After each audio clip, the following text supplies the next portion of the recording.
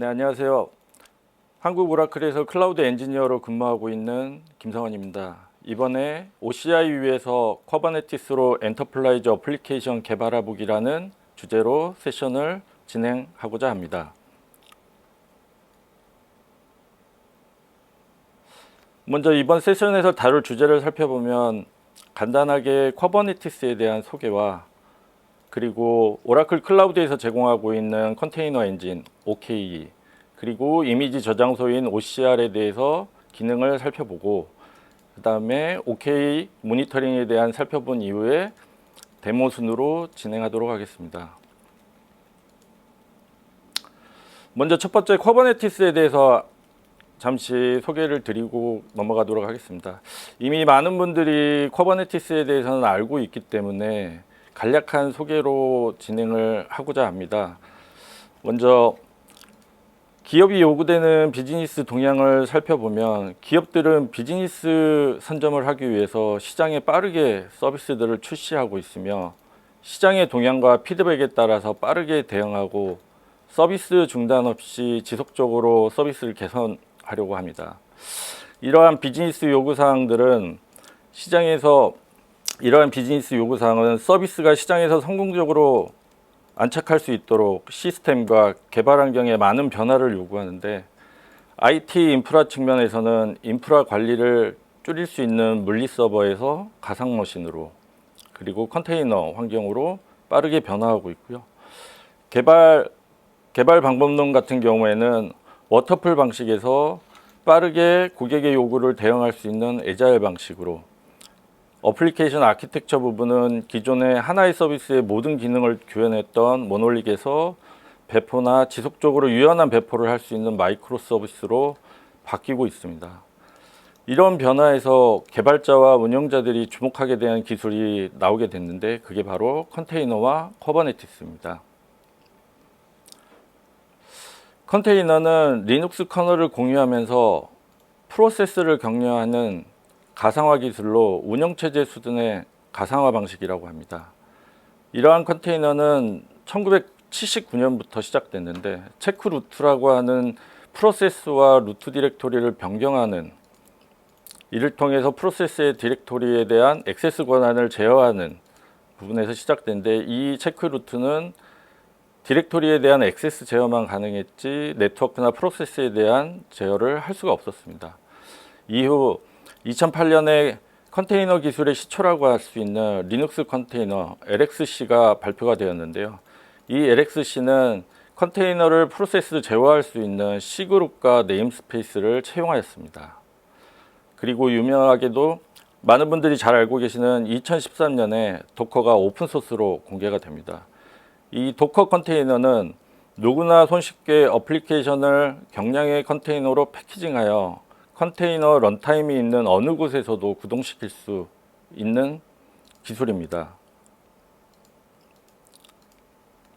이러한 컨테이너 기술들이 주목받는 이유를 살펴보면 이전의 가상화 방식에서 하이퍼바이저와 게스트 OS 레이어가 빠져 하드웨어 에뮬레이션에 대한 오버헤드가 줄어들게 되고 그리고 게스트 OS 사이즈가 줄은 만큼 경량의 컨테이너를 작성할 수 있음으로써 빠른 시작을 할 수가 있습니다.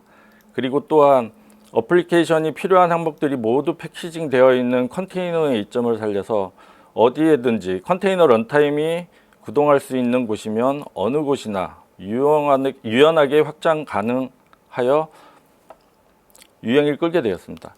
이러한 이점들 때문에 컨테이너는 많은 인기를 얻게 되었고 대량의 컨테이너들이 운영 환경에서 배포가 되게 됩니다.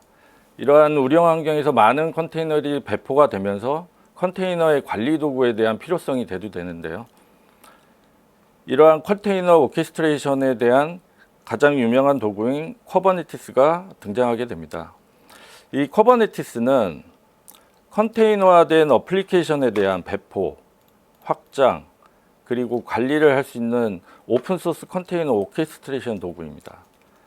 이 쿠버네티스는 2003년 구글 엔지니어에서 구글 내부에서 서비스하는 컨테이너 오케스트레이션의 관리 프로그램인 복으로부터 시작됐는데 이 부구를 수년 동안 개발하고 운영하면서 축적된 경험을 바탕으로 쿠버네티스라고 하는 오픈소스 프로젝트를 만들었습니다.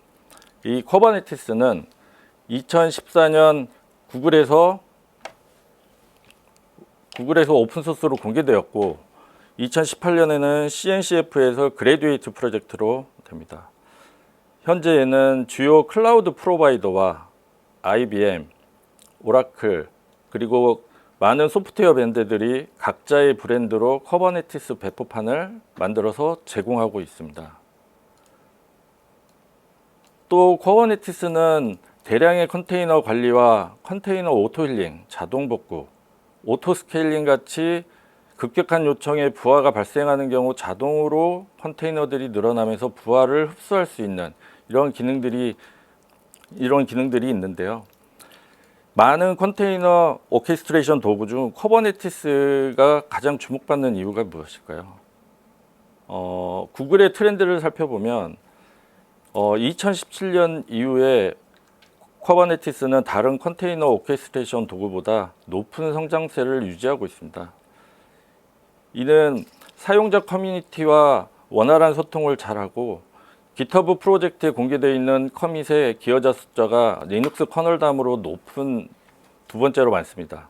이런 높은 기여도에 의해서 쿠버네티스가 주목받는 이유가 될 것입니다. 그리고 포춘 100대 기업의 70% 이상이 컨테이너 환경을 이용하고 있으며 51% 이상은 컨테이너 오케스트레이션 도구로 쿠버네티스를 채용하고 있습니다.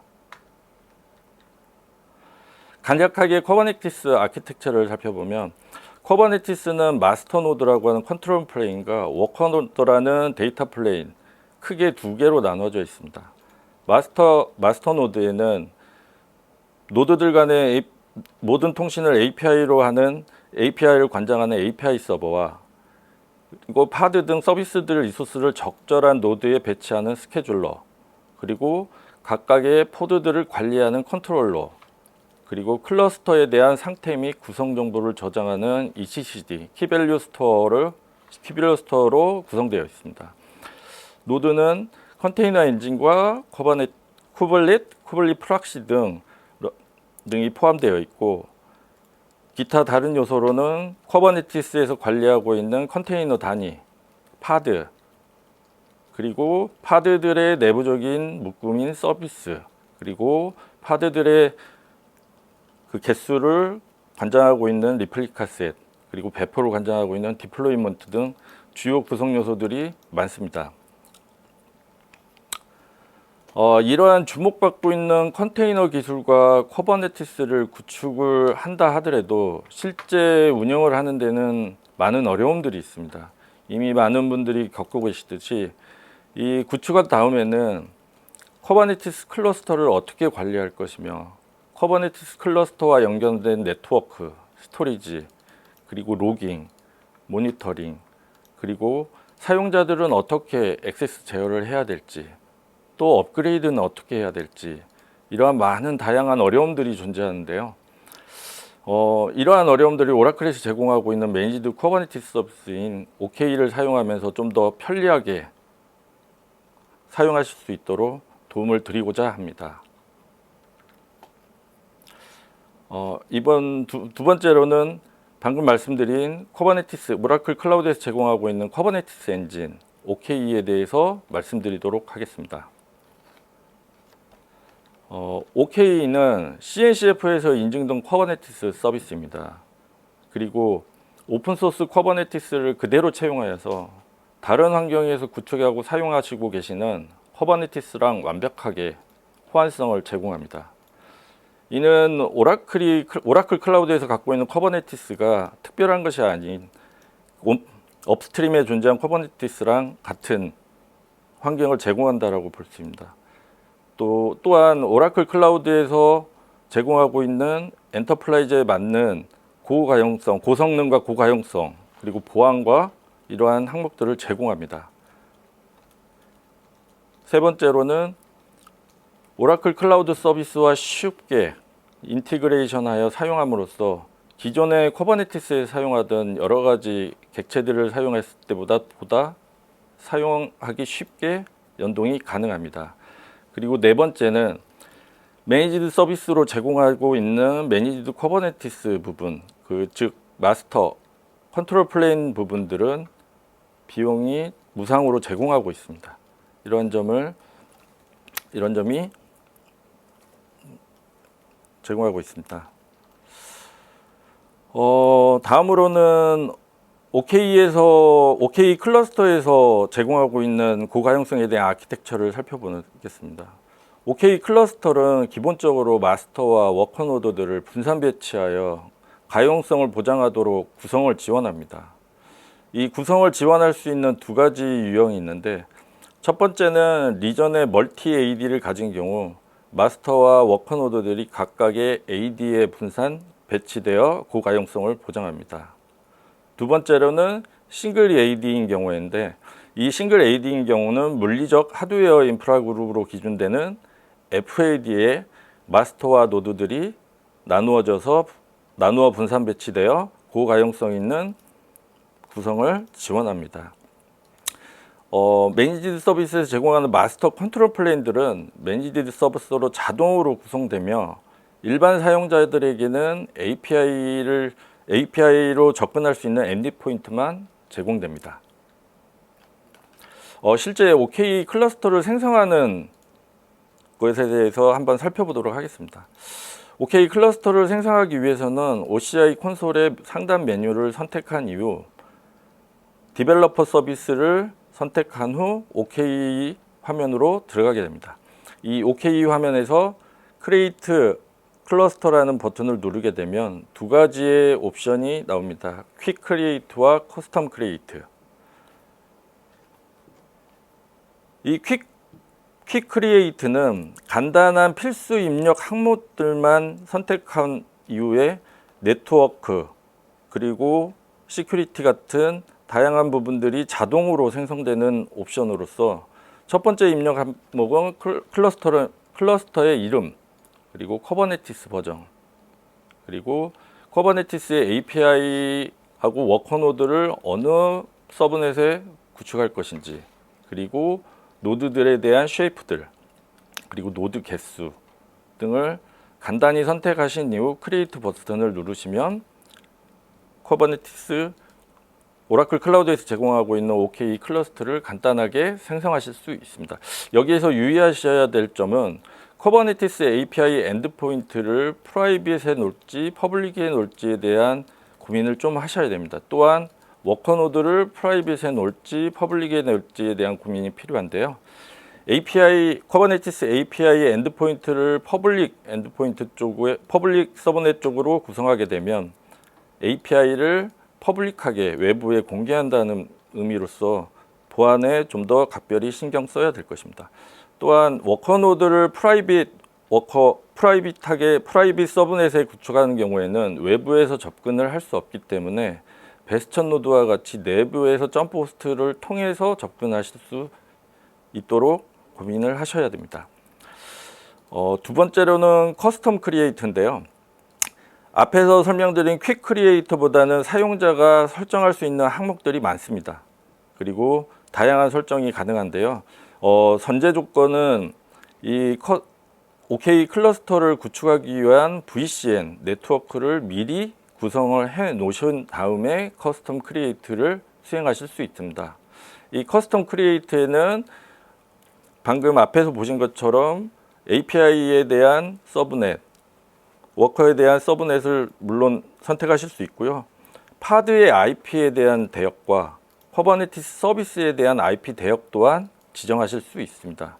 그리고 노드풀의 구성을 다양하게 하실 수 있는데, 노드풀의 명과 노드풀에서 선택하실 수 있는 커버네티스 버전, 그리고 OS 이미지, 그리고 쉐이프 등을 각각 커스텀하게 설정하여서 클러스터를 생성할 수 있습니다. 두 번째로는 노드풀을 이용한 워크 관리입니다.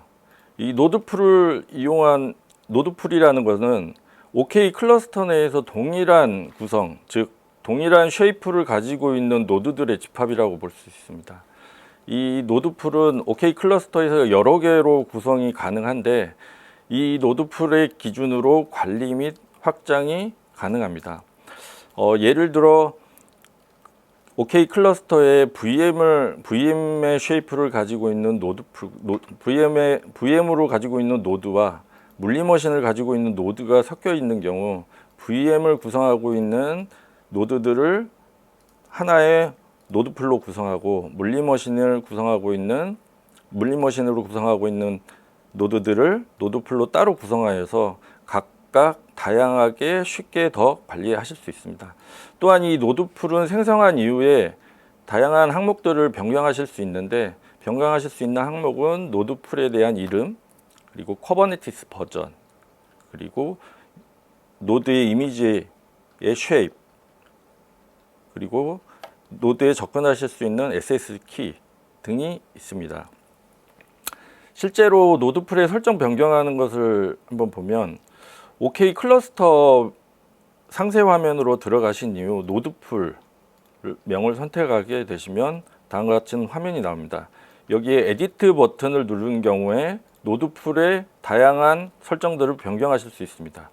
여기서 주의하실 점은 노드의 프로퍼티, 노드의 속성에 관한 설정들은 변경이 가능은 한데, 예를 들어 노드의 그 쉐이프 같은 경우를 변경은 가능한데 변경 즉시 반영되는 게 아닙니다. 새롭게 생성되는 노드에 대해서 변경된 쉐이프가 반영이 됩니다.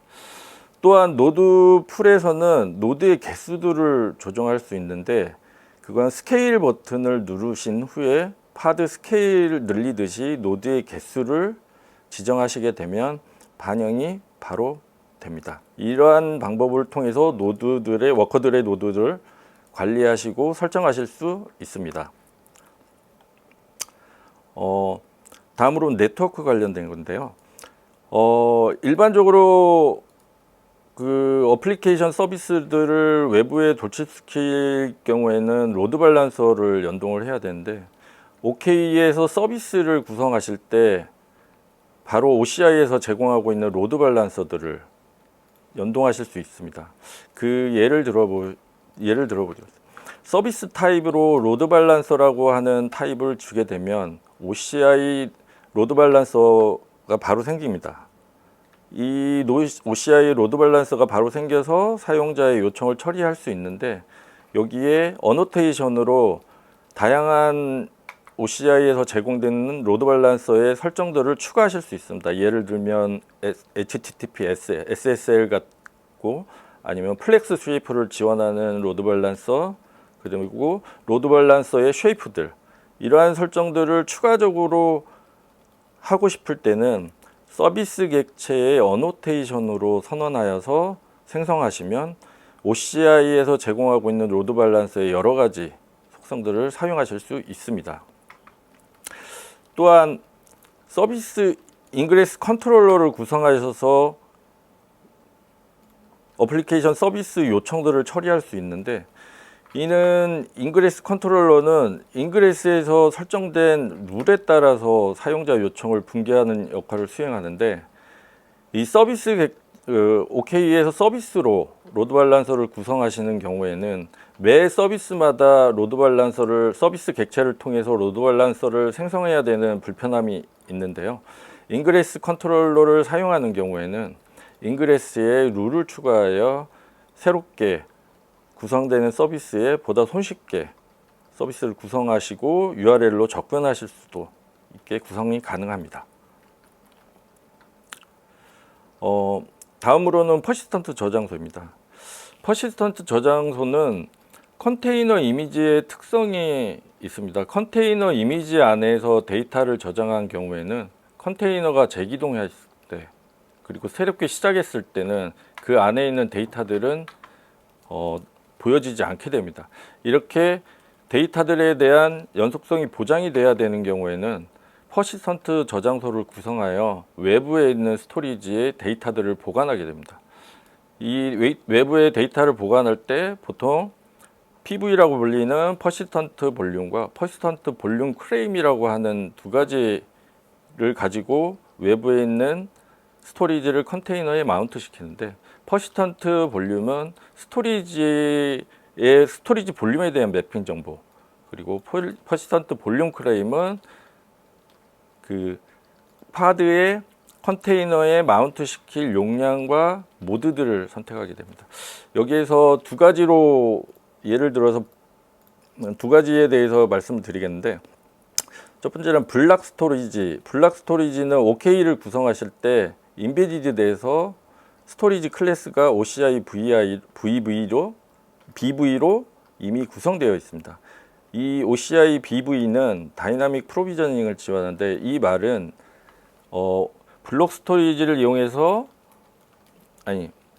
블록 스토리지를 사용할 때 OCI BV의 스토리지 클래스를 사용하면 PV나 다른 것들이 필요 없고 PVC 요청만으로도 볼륨이 바로 프로비저닝 되고, 그 다음에 컨테이너에서 사용하실 수 있습니다. 파일 스토리지는 프로비전이 아직 지원되지 않기 때문에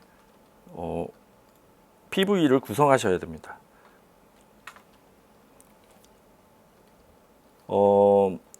파일 스토리지의 파일 스토리지를 마운트하는 예제를 준비를 했습니다. 첫 번째로 파일 스토리지를 퍼시스턴트 저장소로 구성하시려면 일단 전제 조건으로 파일 스토리지 서비스에서 마운트 패스를 일단 잡아야 됩니다. 마운트 패스를 설정하신 이후 스토리지 클래스에 파일 스토리지 서비스에 대한 OCID를 마운트 타겟 ID로 주신 후에 스토리지 클래스를 생성합니다. 이 스토리지 클래스를 생성한 부분을 퍼시스턴트 볼륨에서 선언하게 되고, 실제 파일 스토리지 서비스에서 구성한 서버의 IP와 그리고 패스를 설정하여 퍼시스턴트 볼륨을 구성하게 됩니다. 이 구성된 퍼시스턴트 볼륨을 컨테이너에서 사용할 수 있도록 퍼시스턴트 볼륨 클레임을 역시 구성하는데요. 이 퍼시스턴트 볼륨 클레임은 액세스 모드하고 그리고 스토리지 사이즈를 선언하여 PV랑 매핑을 하게 됩니다. 이렇게 구성된 PVC에 대해서는 디플로이먼트에서 볼륨의 PVC 명과 컨테이너에 마운트 할 경로를 지정하여 실제 배포됐을 때 컨테이너 안에 스토리지를 마운트 하실 수 있습니다. 또 하나의 쉽게 OCI에서 제공하고 있는 서비스와 인티그레이션 할 수 있는데요. 그 OCI에서 있는 IAM과 연동하여서 사용자의 액세스 제어를 좀 더 쉽고 원활하게 하실 수 있습니다. 기존의 커버네티스에서 사용하던 방식과 유사하게 롤과 롤 바인딩을 수행해서 커버네티스에 대한 API 또는 접근을 제어하실 수 있는데요. 다른 점은 롤 바인딩을 수행하실 때 네임에 OCID를 지정하시면 됩니다.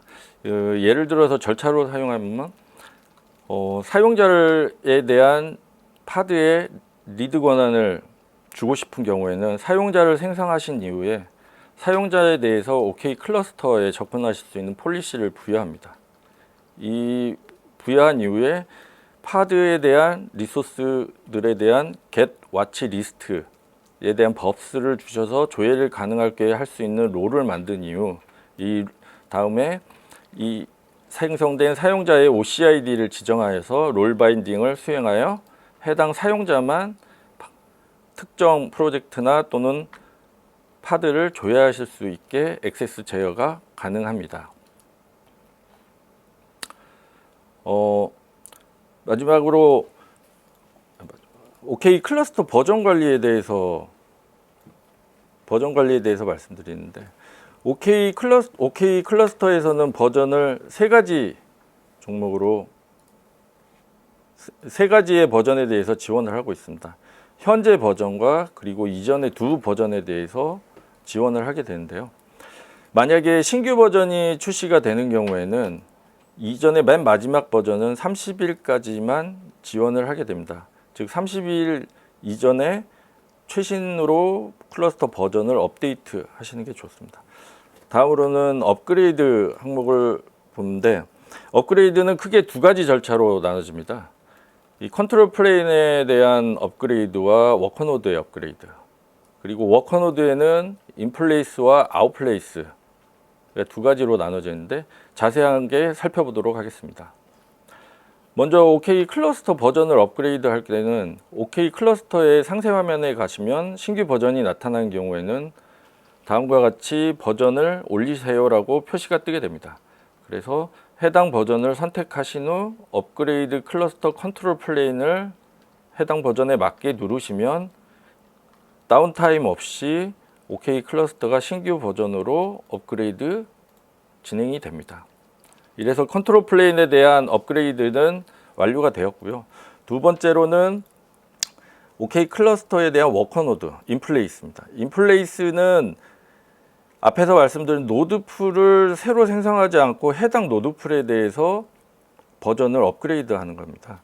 그래서 해당 노드풀에 접근해서 설정으로 에디트 버튼을 눌러서 설정으로 버전을 업그레이드를 하시게 되면 앞에서 설명드린 것처럼 노드들은 이전 버전을 가지고 됩니다. 새롭게 신규로 생성을 한 노드에 대해서만 변경사항이 반영되기 때문입니다. 이 해당 워커노드들을 업그레이드 하기 위해서는 터미네이터를 수행하든가 아니면 스케일로 노드를 늘린 이후에 파드를 드레인 시켜서 새롭게 생성된 노드들에게 배치시킨 이후에 해당 노드를 지우는 방법으로 할 수 있습니다. 좀 더 원활하게 버전 업그레이드를 수행하실 수 있는 아웃 오브 플레이스라는 업그레이드 방식이 있는데요. 이 방식은 앞에서 소개드린 인플레이스와 다르게 노드의 풀을 새롭게 생성하는 방식입니다. 기존의 올드 버전에 있는 노드 풀과 신규 버전으로 노드 풀을 생성하신 이후에 올드 버전에 있는 파드들을 드레인 시켜서 신규 버전에 있는 파드들을 옮긴 이후에 올드 버전의 노드 풀을 삭제하여 워커노드의 버전을 업그레이드하는 방식입니다. 다음으로는 또 중요한 이미지 저장소 부분을 설명드리겠는데요. 이미지 저장소는 OCI에서 매니지드 서비스로 제공하는 컨테이너 레지스트리 서비스입니다. 기존의 다커에서 만든 이미지 또는 OCI 표준을 준수한 이미지 모두 다 가능하고요. API 토큰 방식으로 인증을 처리하여서 접근을 허용하도록 됩니다. 이 또한 스토리지와 네트워크 사용하는 부분에 대해서만 비용이 청구가 됩니다. 실제 OCI 구성에 대해서 살펴보면 디벨로먼트 서비스까지 똑같이 들어가신 이후에 컨테이너 레지스트리 항목을 선택하게 됩니다. 이 컨테이너 레지스트리 항목을 선택한 이후 크리에이트 리파지토리를 선택하신 이후 해당 이미지를 저장할 수 있는 이미지 네임을 기입하신 후 크리에이트 버튼을 누르면 이미지 저장소가 생성이 됩니다. 이 이미지 저장소에 대해서는 액션을 버튼을 눌러서 기존에 프라이빗으로 만들었을 경우에는 퍼블릭으로 바꿀 수 있을 수도 있고 아니면 지우실 수도 있습니다.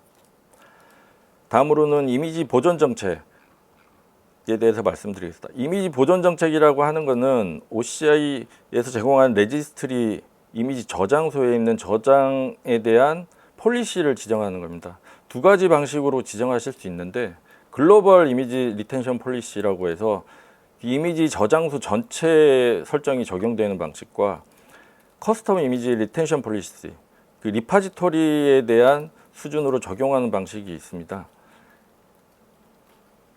실제로 그 이미지 저장소 화면에 설정 버튼을 누른 이후에 이미지 리텐션 폴리시라는 항목을 선택하게 되면 다음과 같이 글로벌 이미지 리텐션 폴리시를 설정하실 수 있고 커스텀 리텐션 폴리시를 설정하실 수 있습니다.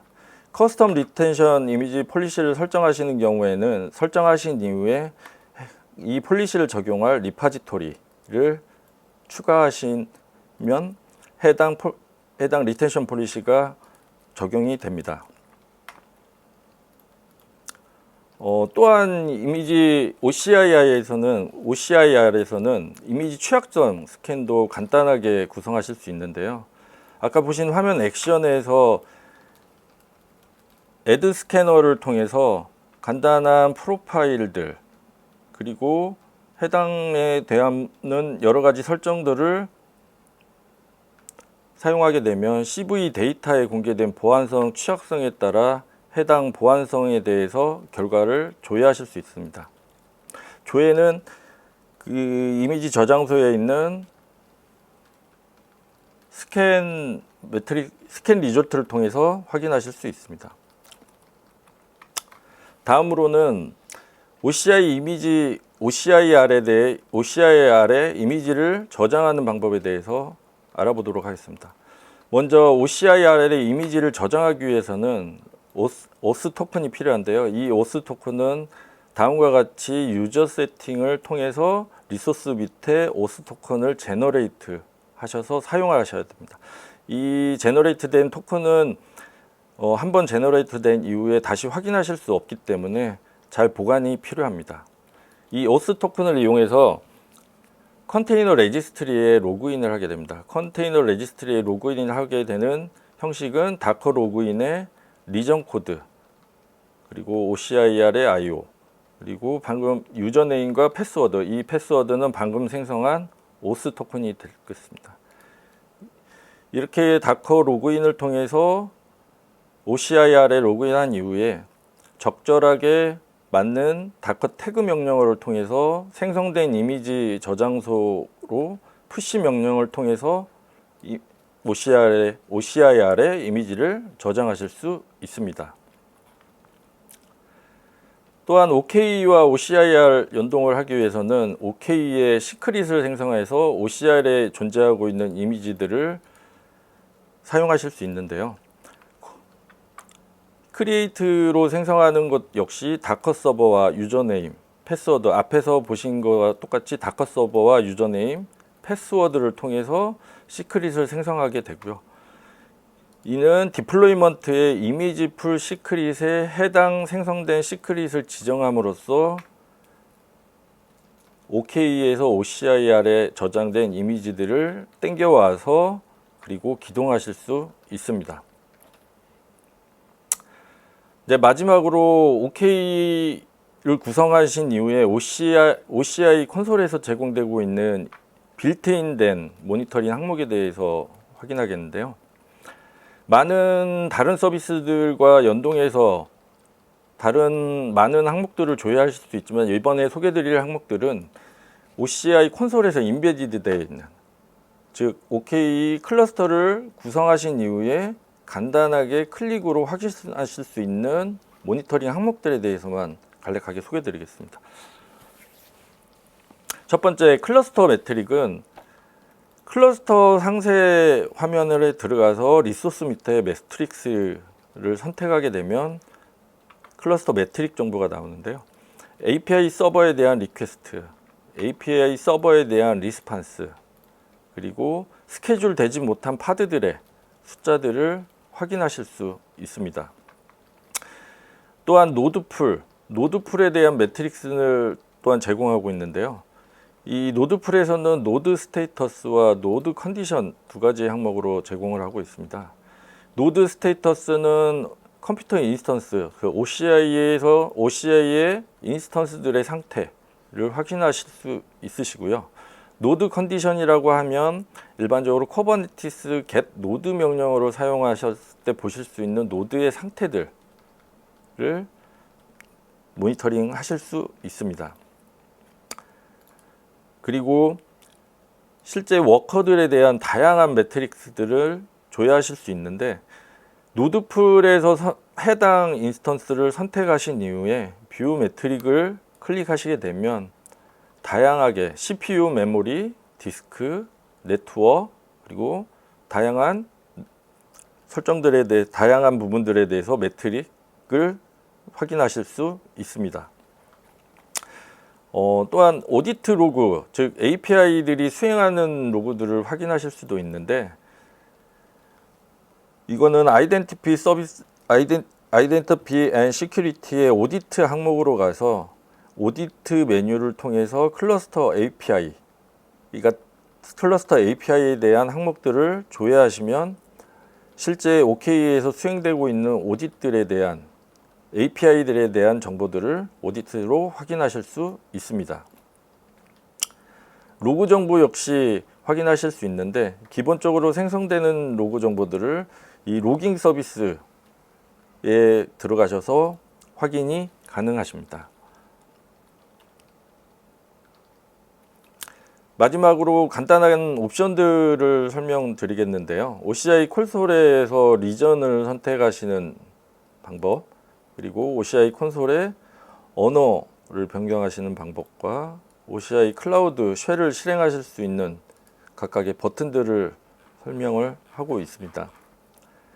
그리고 클라우드 쉘을 유용하게 쓰실 수 있는데 클라우드 쉘의 상단을 클릭하시게 되면 유용하게 사용하실 수 있는 메뉴들이 나오게 됩니다.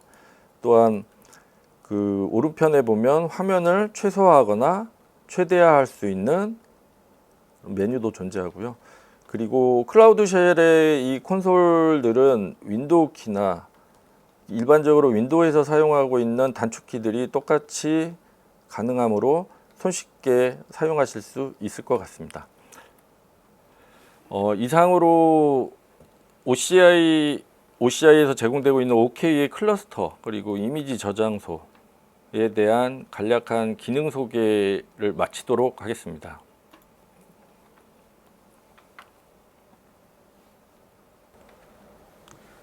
네, 안녕하세요. 계속해서 데모를 진행하도록 하겠습니다.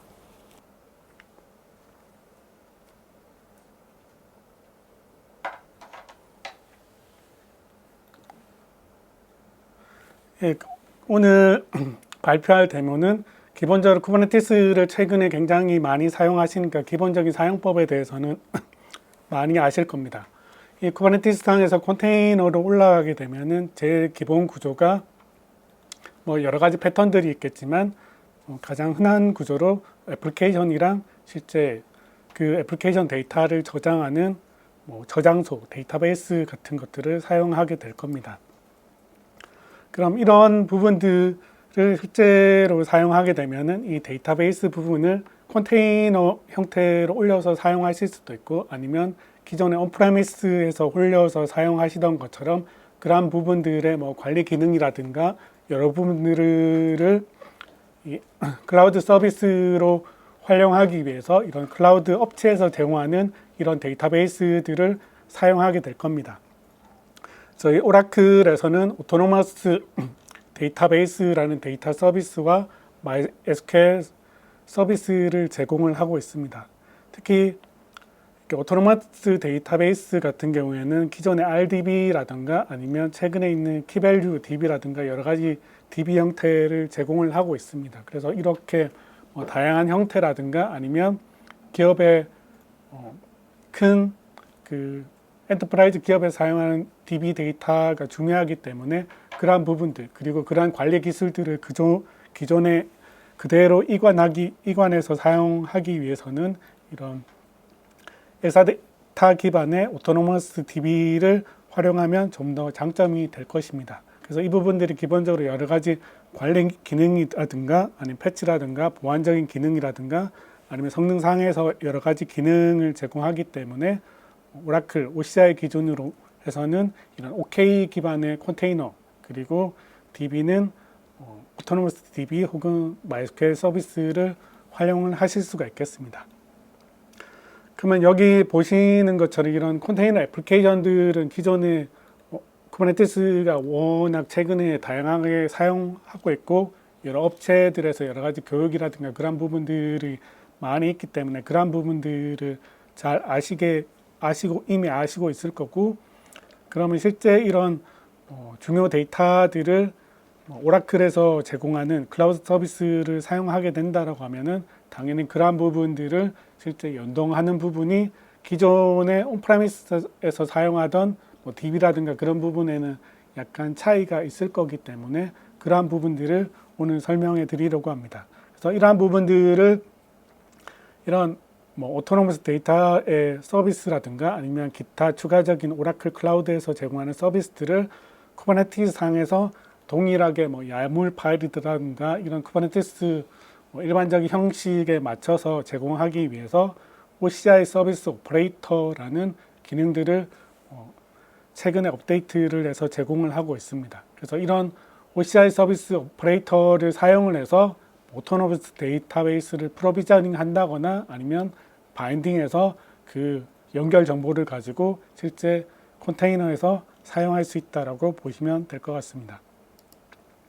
그래서 오늘 보여드리려고 하는 거는 기존의 자바 어플리케이션 기준으로 해서 기존의 뭐 JDBC 커넥션이나 이런 부분들을 사용할 텐데 그 부분에서 어떻게 약간의 차이가 있는지 그 부분에 대해서 잠깐 짧게 데모를 보여드리려고 합니다. 그래서 실제 자바 어플리케이션에서 이 JDBC 커넥션이 어떻게 바뀌는지 그리고 다커 컨테이너 이미지를 빌드하게 될 텐데 그 부분에 대해서 어떻게 살짝 바뀌는지 그리고 실제 서비스 오퍼레이터를 배포를 해서 이런 OCI 상에 있는 서비스랑 어떻게 붙이는지에 대해서 보여드리도록 하겠습니다.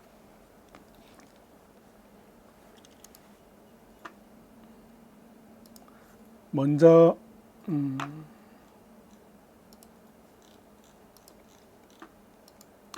보시는 화면이 지금 OCI 클라우드 화면이라고 보시면 됩니다. 여기에 크게 이런 데이터베이스 항목에 보시면은 이런 오토노머스 데이터베이스 혹은 MySQL에 관련된 데이터베이스를 오라클이 서비스 형태로 제공을 하고 있습니다. 그래서 이 부분은 아까 질문에서도 잠깐 나왔지만 별도의 VM 혹은 베어메탈 형식으로 오라클이 관리형으로 제공하는 서비스라고 보시면 됩니다. 실제로 이 서비스를 만드실 때는 여기 이 메뉴를 통해서 아래와 같은 이런 실제 인스턴스를 만드실 수가 있습니다. 이러한 부분들은 쉽게 하실 수가 있을 텐데 그러면 이 부분들을 실제 코드에서 연결을 할 때는 이 메뉴상의 DB 커넥션 하는 방식에 대한 설명을 보면은 이 연결 방식은 기본적인 그 온프레미스 DB에서 하듯이 뭐 TNS 정보를 가지고 하기 때문에 JDBC 커넥션으로 연결을 하실 수가 있습니다. 근데 여기에 추가해서 이런 클라우드 서비스다 보니까 위에서 보시는 것처럼 기본적으로 월렛이라고 하는 전자지갑을 있어야만 실제 연결이 된다라고 보시면 됩니다. 그래서 기본적인 커넥션 정보 그리고 접속용 유저 패스워드 그리고 거기에 더해서 월렛이 기본적으로 있어야 된다라고 보시면 됩니다. 그래서 실제 개발 코드상에 바뀌는 부분을 보면은 지금 보시는 부분은 스프링 부트로 만든 간단한 그 자바 애플리케이션이라고 보시면 됩니다. 이 자바 애플리케이션 상에서 이런 커넥션 정보들을 사용을 할 텐데 일반적으로 보시는 것처럼 이런 프로퍼티 설정 파일을 가지고 하실 겁니다.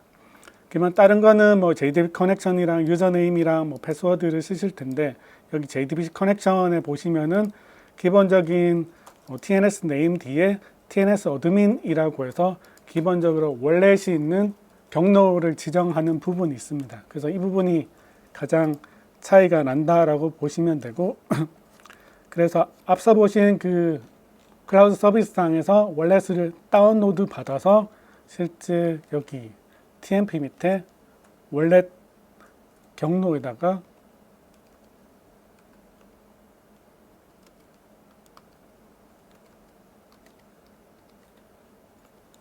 이렇게 이 파일을 둔 거라고 보시면 됩니다. 그래서 이 상태에서 이제 스프링부트를 실행하면은 정상적으로 기동이 되게 되겠습니다.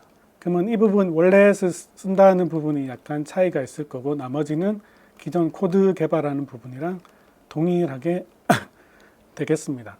그러면 이 부분은 로컬에서 테스트를 개발자가 하는 부분이고 실제 개발 코드를 빌드를 당연히 개발자가 이렇게 메이븐이나 아니면 이런 툴을 통해서 빌드를 하게 될 겁니다. 그리고 여기 추가해서 당연히 도커 빌드 명령을 날려서 컨테이너 빌드 명령을 날리게 될 겁니다.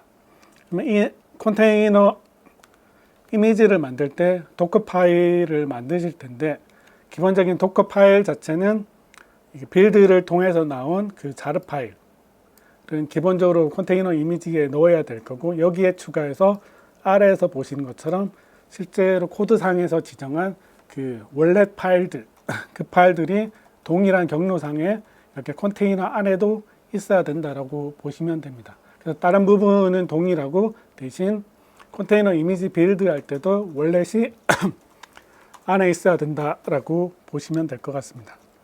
그러면 이걸 통해서 실제로 컨테이너 빌드를 하겠죠. 컨테이너 빌드를 하게 되면 보시는 것처럼 이 안에다가 실제 배포된 빌드된 자르 파일 그리고 원래까지 넣어서 실제 컨테이너 이미지를 로컬에 이렇게 만들게 될 겁니다. 그리고 로컬에 만들고 당연히 이렇게 컨테이너 레지스트리, 쿠버네티스가 바라보는 레지스트리가 있어야 되기 때문에 저희 OCI 같은 경우에는 이렇게 OCIR이라고 하는 그 제공되는 그 클라우드 상의 컨테이너 레지스트리에다가 보시는 것처럼 이렇게 태깅을 걸어서 푸시를 하실 수가 있겠습니다. 그리고 이 상태에서 실제 컨테이너 이미지가 만들어졌기 때문에 실제 컨테이너를 실행을 하시면은 보시는 것처럼 이 VM상에 컨테이너가 실행이 되겠죠. 그러면 실제 해당되는 VM으로 접속을 해보면은 보시는 것처럼 실제 DB상에 있는 그 정보를 기준으로 이렇게 조회가 되는 걸 볼 수가 있습니다. 그래서 이 DB 같은 경우에는 실제 보시는 것처럼 실제 그 오토노머스 DB라고 한 클라우드 상에 있는 DB를 사용하는 거라고 보시면 됩니다. 그래서 요 코드 개발할 때 차이는 월렛을 사용해야 된다. 그리고 컨테이너 이미지를 빌드할 때 그 자체도 이 월렛을 넣어주는 작업을 해야 된다라고 이렇게 이해를 하시면 될 것 같습니다.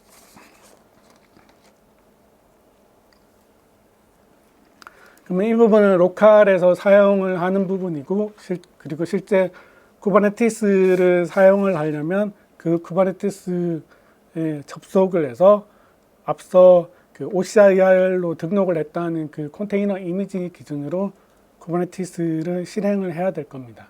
근데 이런 애플리케이션이 많을 경우에는 당연히 원래들을 컨테이너 이미지에 계속 빌드해서 관리하거나 그런 부분이 어려움이 있을 수도 있기 때문에 그 부분들을 일반 쿠버네티스에서 관리하는 것처럼 뭐 시크릿이라든 이런 부분을 통해서 통합해서 관리하는 부분이 필요하게 될 겁니다.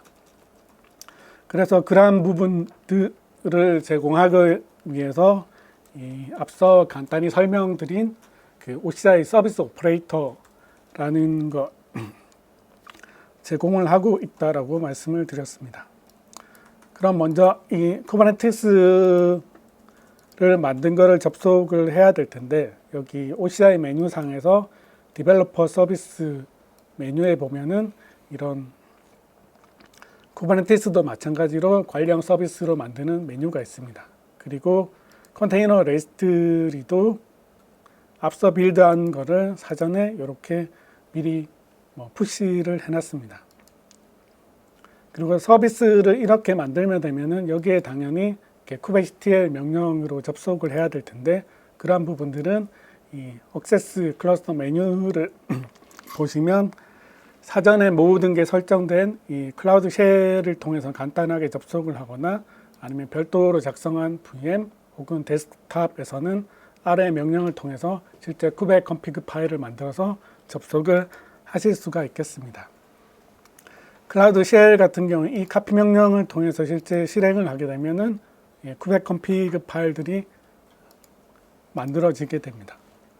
그래서 그거 기준으로 실제 쿠버네티스에 접속을 하게 되면은 이제 나머지 어플리케이션 배포를 하는 거는 이 기본적으로 OK도 오픈소스 쿠버네티스를 따라가기 때문에 기존 다른 클라우드 서비스나 아니면 온프레미스 상에 설치된 그런 쿠버네티스와 동일하게 앱들을 배포를 해서 사용하실 수가 있겠습니다. 그리고 오퍼레이터를 OCI 서비스 오퍼레이터를 배포를 하게 되면은 이 커스텀한 리소스가 배포가 되는데, 보시는 것처럼 현재 버전 기준으로 오토노머스 데이터베이스랑 MySQL DB랑 스트림 서비스 같은 이런 서비스들을 연동하는 것을 제공을 하고 있습니다. 그래서 그러한 부분들을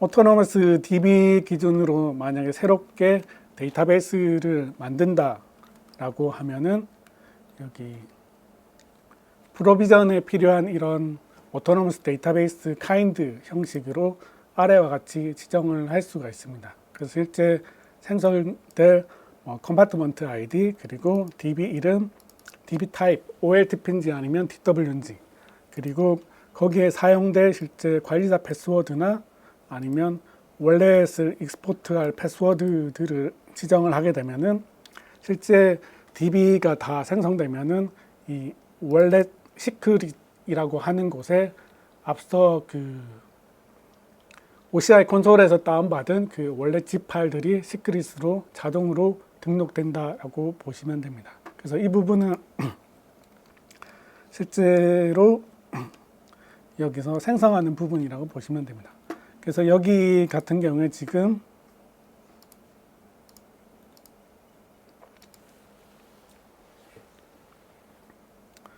여기 보시는 것처럼 지금 오토노머스 DB가 두 개가 있는데, 지금 위에 거는 지금 터미네이트 된 상태인데, 이 부분을 앞서 보신 그 야물 파일을 가지고 프로비저닝을 쿠버네티스 명령으로 하게 되면은 여기에 실제 UI 상에서 하는 것과 동일하게 여기에 DB가 생성이 된다라고 보시면 됩니다. 이 부분들은 최근에 기덥스나 이런 걸 많이 사용하기 때문에 이런 클라우드 서비스 자체도 동일한 쿠버네티스 명령으로 활용할 때 이러한 부분들을 사용하게 된다라고 보시면 됩니다. 그리고 밑에 있는 DB 같은 경우에는 이 클라우드 UI 상에서 이렇게 먼저 만든 인스턴스라고 보시면 됩니다. 이런 부분에서는 앞서 설명드린 그런 자바 애플리케이션에서 사용할 때는 이 원래 파일을 받아와야 되는데, 그러한 부분들은 여기 보시는 것처럼 이렇게 프로비저닝 말고 바인딩 하는 방법도 제공을 하고 있습니다. 그래서 실제 해당되는 오토노머스 DB에 대한 아이디를 입력하고 익스포트할 패스워드 시크릿을 입력하고 바인딩을 시키면은 실제 요 시크릿 파일에다가 원래 관련된 부분들을 자동으로 넣어준다라고 보시면 됩니다. 그래서 지금 보시면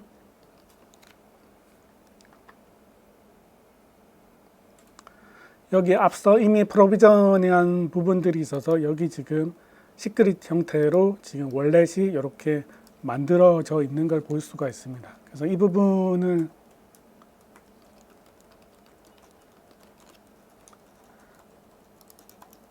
지금 조회를 해보면은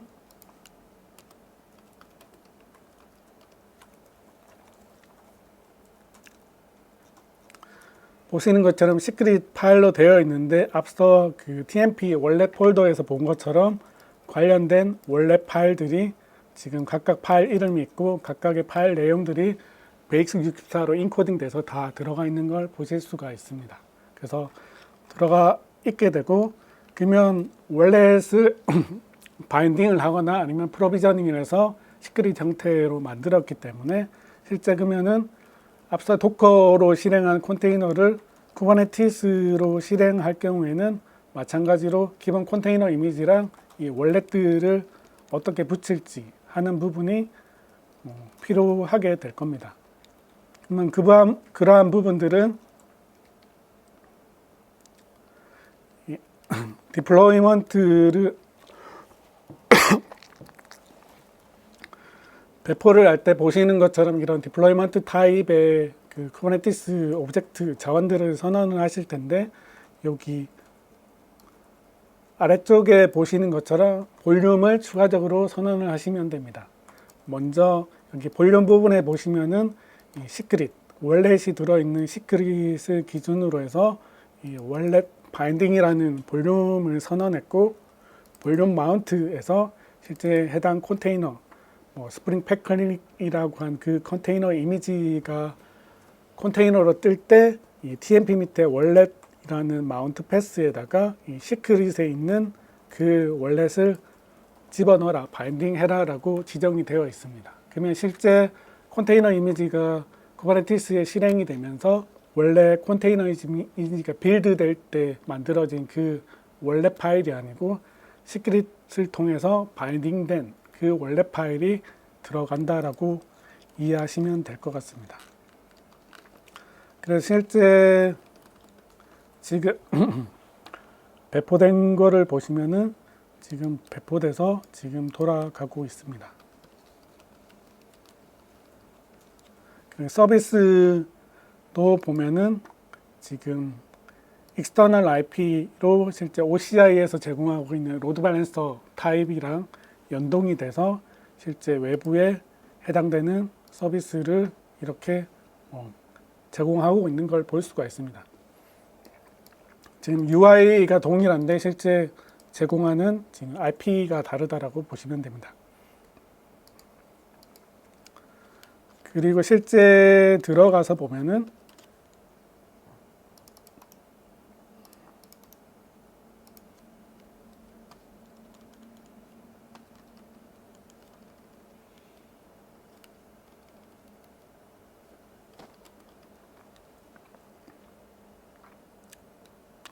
지금 컨테이너 파드 안으로 들어와 있는데 여기 지금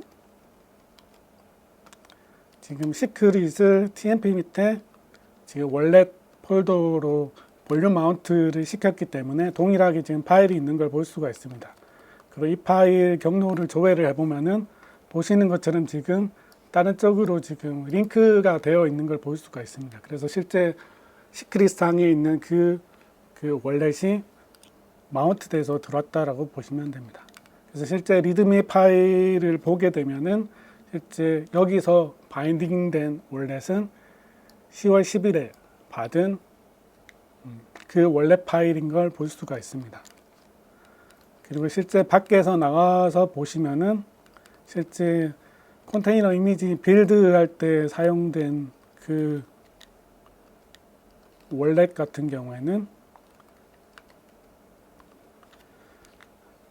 빌드 될 때 사용된 월렛의 그 리드미 파일에 보면은 10월 7일자로 된 걸 볼 수가 있습니다. 그래서 실제 컨테이너 빌드 될 때는 개발 타임에서 만들어진 월렛을 사용하고 있지만 실제 쿠버네티스 상에 배포될 때는 그 배포된 환경에 맞게 그리고 여러 가지 컨테이너로 구성된 앱들이 단일의 월렛 시크릿 파일을 바라보게 쿠버네티스 기준으로 이렇게 사용할 수 있다라고 보시면 됩니다. 그리고 이 부분은 지금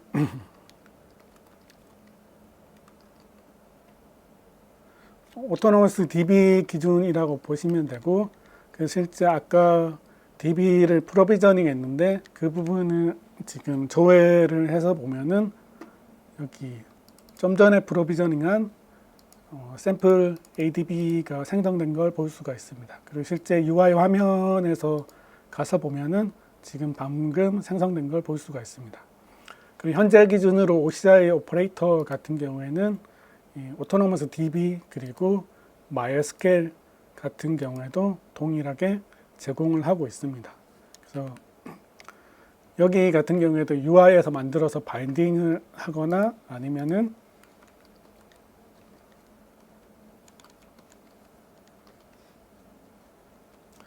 앞서와 비슷한 방식으로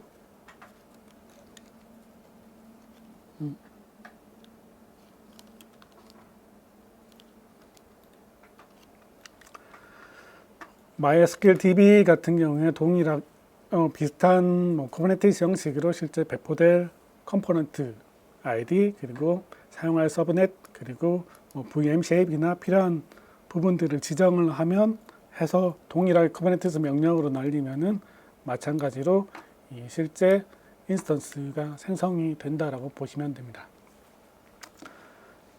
그래서 일단 제가 준비한 데모는 여기까지고, 정리해서 데모 부분을 다시 설명을 드리면은, 이 기존의 자바 어플리케이션은 컨테이너 이미지로 바꿀 거고, 그러한 부분들은 이 OK에서 동작을 할 거고, 실제 DB 관련된 부분들은 OCI 클라우드 서비스로 갈 경우에는 이런 오토노머스 DB 혹은 MySQL DB랑 연동을 해서 사용하실 수 있고, 그러한 부분에 있어서 이런 월렛이라든가 이런 부분들을 쿠버네티스 시크릿 형태로 마운트해서 사용할 수 있다라고 이해를 하시면 될 것 같습니다.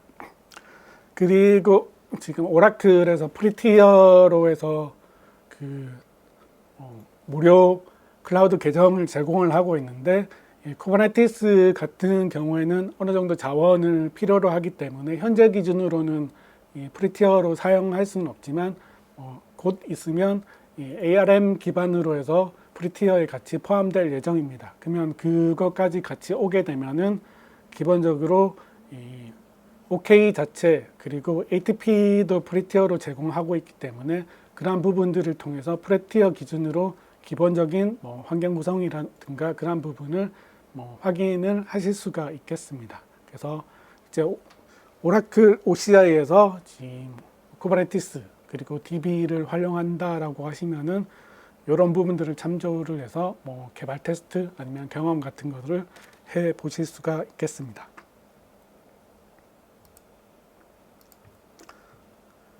그리고 시간이 거의 됐는데